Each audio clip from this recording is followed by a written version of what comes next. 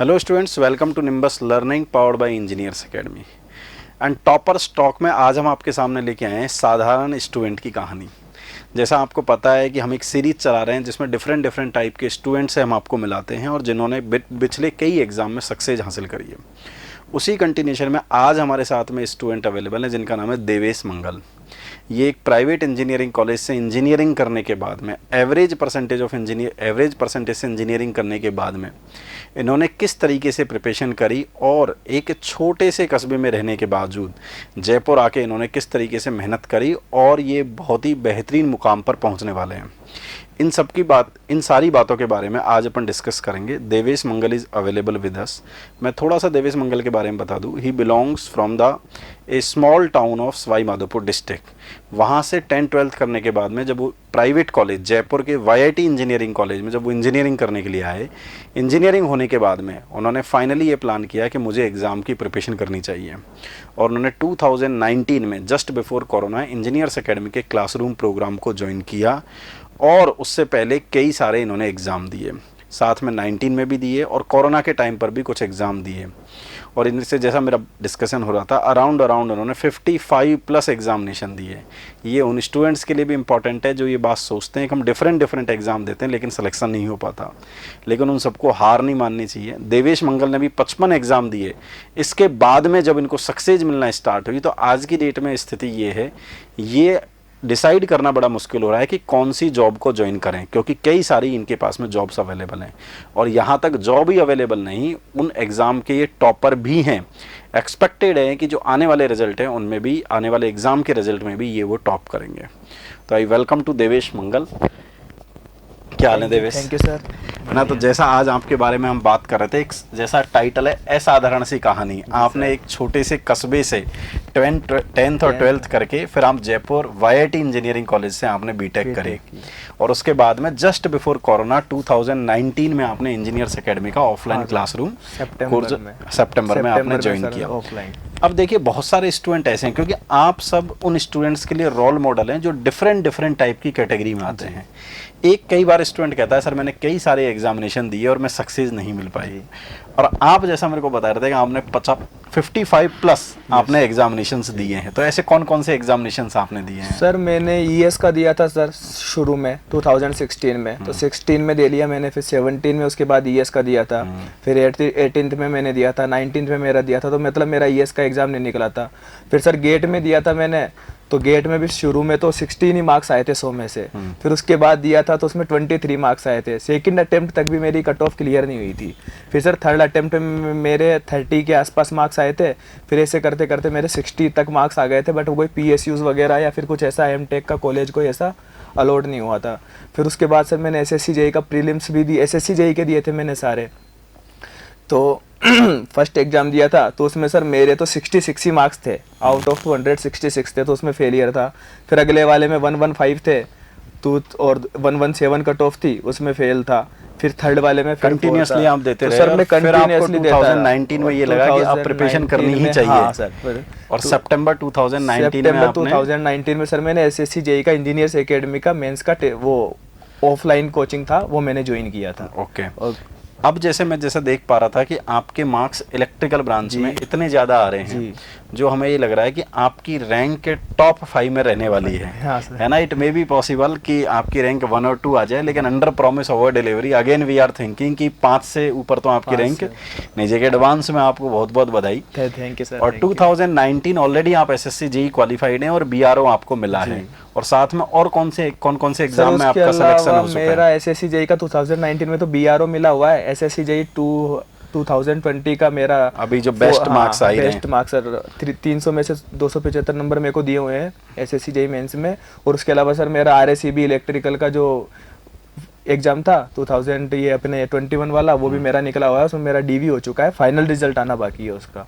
तो उसमें भी होप है कि उसका भी हो जाएगा। तो मतलब 3 एग्जाम एक साथ, 3 एग्जाम्स के रिजल्ट एक साथ रखे हुए होंगे। तो कई बार स्टूडेंट्स ये सोचते हैं कि हमने डिफरेंट एग्जाम दिए और हमारा फाइनली सिलेक्शन नहीं हो रहा, तो उन सब के लिए सबसे इम्पोर्टेंट बात है कि हिम्मत नहीं हारनी है और आप एग्ज़ाम को देते रहें, क्योंकि उन्हीं में से एक स्टूडेंट देवेश हैं जिन्होंने हिम्मत नहीं हारी और उन्होंने एग्ज़ाम दिए और फाइनली वो सेलेक्ट हुए, और सेलेक्ट ही नहीं, उन्होंने इस एग्ज़ाम को टॉप भी किया।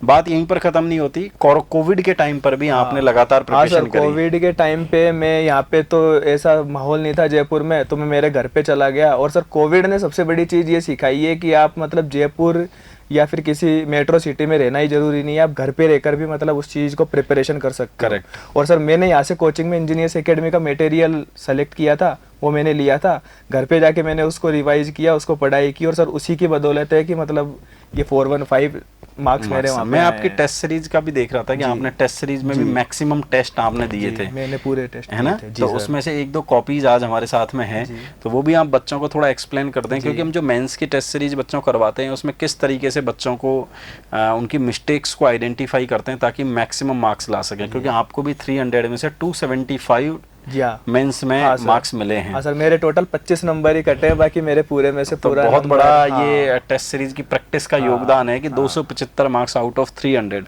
अराउंड 90 प्लस मार्क्स लाना, वो भी मेंस के 92% मार्क्स। हाँ 90% से ज़्यादा मार्क्स लाना मेंस में बड़ा ही अपने आप में एक कमाल का विषय है, और वो एकदम चमत्कार नहीं होता, उसके लिए मेहनत आपको करनी पड़ती है। तो आज आपकी यहाँ पर एक कॉपी भी है, आप अपनी ही जुबानी बच्चों के साथ थोड़ा एक्सप्लेन करें कि ये टेस्ट सीरीज वो है जो देवेश ने इंजीनियर्स एकेडमी में दी थी, और टीचर्स ने जब कॉपी चेक करी थी तो वो बताते रहते थे क्या मिस्टेक करी, कैसे करी, इनको आप इम्प्रूव करते रहें, ताकि वो ही कॉपी, क्योंकि ऐसी ही कॉपी, ऐसी ही मिस्टेक, ऐसे ही इम्प्रूवमेंट की वजह से मार्क्स धीरे धीरे इम्प्रूव होते हैं। तो आपको भी पता होना चाहिए कि टेस्ट सीरीज के इंपॉर्टेंस क्या है।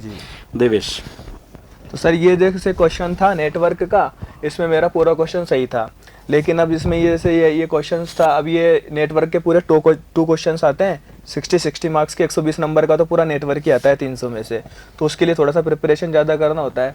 तो इसमें जैसे ये क्वेश्चन था, ये सिंपल क्वेश्चन था, अब इसमें सिर्फ ये KCL पूछा हुआ था उन्होंने कि KCL लगा के और इसको डिफाइन कर, इसको आंसर निकालना है इसका, इसमें से होके करंट निकालनी है।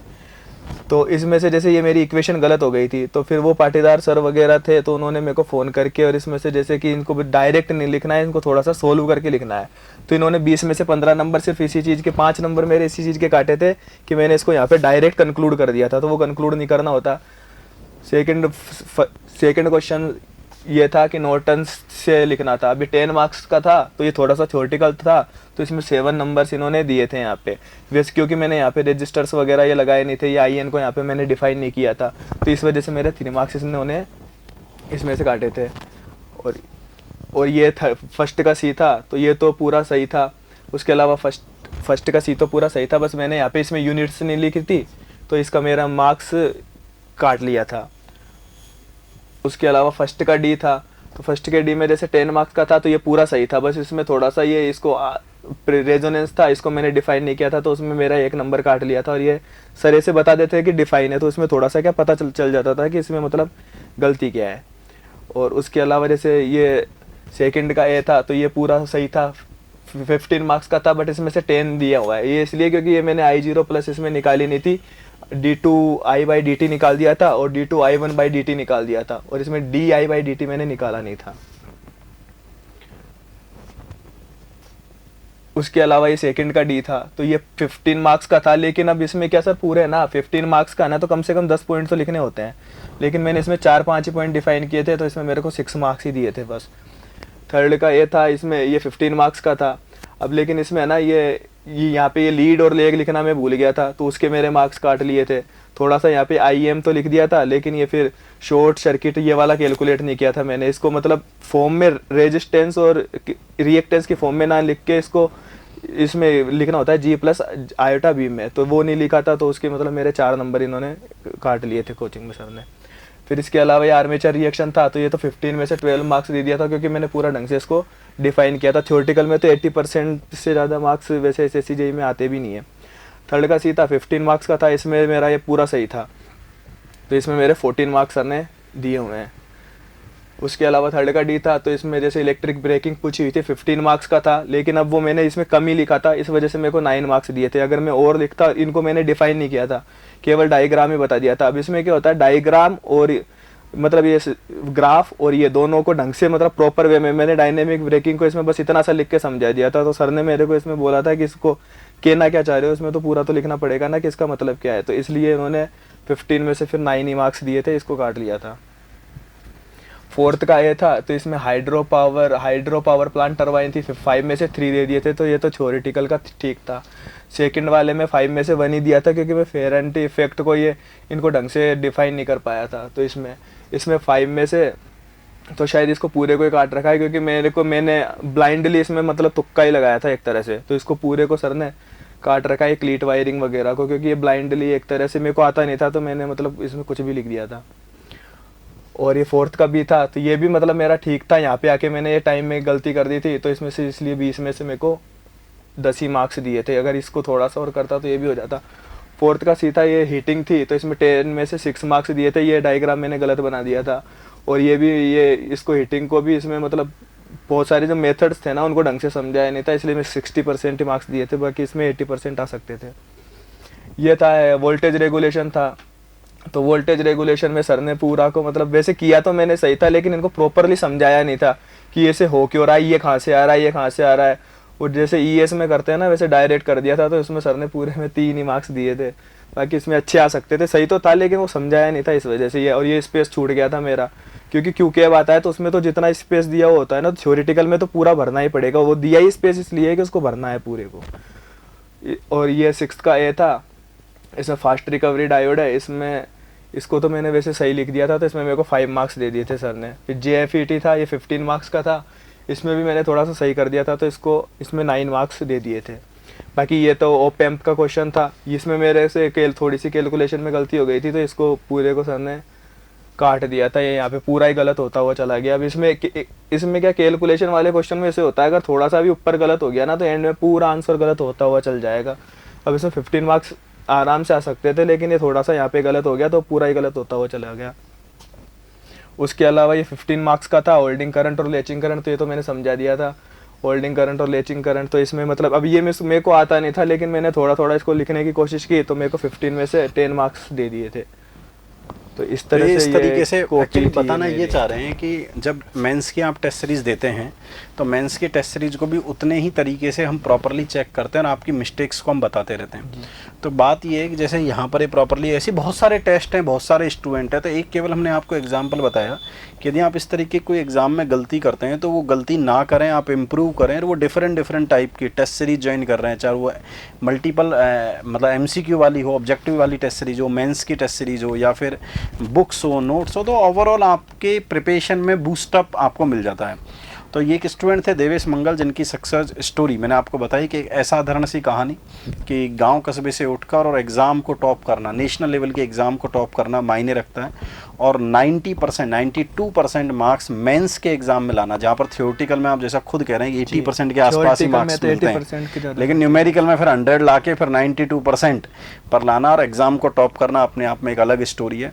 तो मैं आज का ये सेशन है ये इसीलिए है कि आप सब लोग भी कोरोना और इन सब से घबराएं नहीं, आप प्रिपरेशन करते रहें। और ये जो टाइम था यदि आपने यूटिलाइज नहीं किया तो आज आपको पश्चाताप हो रहा होगा, उसको आप पश्चाताप ना करें और आप प्रिपरेशन को आप कंटिन्यू रखें। यदि आपको सक्सेस नहीं मिल रही और आपको लगता है कि यार हमें अब हिम्मत हारनी है, तो ऐसा ना करें। ये आपके सामने अगेन देवेश एक स्टूडेंट है जिन्होंने 50, 55, 60 एग्जाम दिए, फिर भी उन्होंने हिम्मत नहीं मारी और ये लगातार करते रहे। बहुत सारे स्टूडेंट सोचते हैं प्राइवेट कॉलेज से, हम कस्बे से हैं, हम ये हैं वो हैं। उन सारे एक्सक्यूजेज को आप साइड में रखें और आप प्रिपरेशन आप अपनी रखें ताकि आप एग्ज़ाम को क्रैक कर सकें। और हाँ, इस बात को ध्यान रखें, जब एक एग्ज़ाम निकलता है तो कॉन्फिडेंस इतना बढ़ता है, फिर एग्ज़ाम सीरीज से आपके निकलते चले जाते हैं ताकि आपको मैक्सिमम एग्ज़ाम में सिलेक्शन मिलती चली जाती है। और बात यहीं पर ख़त्म नहीं होती। इसी तरीके से जब बहुत सारे एग्ज़ाम में आपका सिलेक्शन होता है तो फिर आपको डिसाइड करना होता है कि कौन से एग्ज़ाम में आपको ज्वाइन करना है। फिर एम्पल नंबर ऑफ अपॉर्चुनिटीज़ आपके पास में नज़र आती है। तो आज का ये सेशन हम यहीं एंड करते हैं और यही हम विश करते हैं, यही हम सोचते हैं कि आप सब लोग भी बहुत अच्छे से प्रिपरेशन करेंगे और डेफिनेटली आप एग्जाम में सक्सेस हो जाएंगे। Wish you all the best wishes from the entire team of engineers academy and Nimbus learning. Special thanks to Devesh कि आप आए और आपने बच्चों को बताया। And he belongs from the electrical stream from a private engineering college YIT Jaipur, जैसा मैंने आपको बताया था। Again all the best, good luck, thank you. Thank you. If you really like the video, please hit the like button, share the video, subscribe to our YouTube channel and press the bell icon for the latest updates. Thank you.